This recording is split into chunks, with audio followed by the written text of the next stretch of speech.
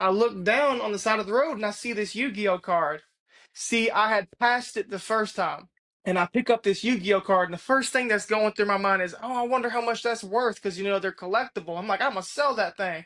And I had that poverty mindset.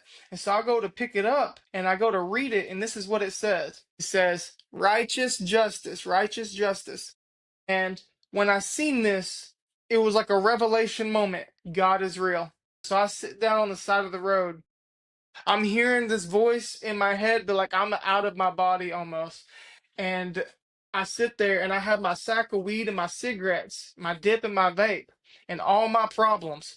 And I kept telling myself, I'll give my life to the Lord one day, tomorrow, tomorrow. But tomorrow will turn into next week, into next month. And I heard the voice of the Lord say, why don't you give me your life today? And instantly my flesh rose up and I was like, no, tomorrow, Lord. And he said, why don't you give me your life today? And I started thinking about my life. This life has brought me nothing but pain and hardship. At that moment, I said, you know what, Lord?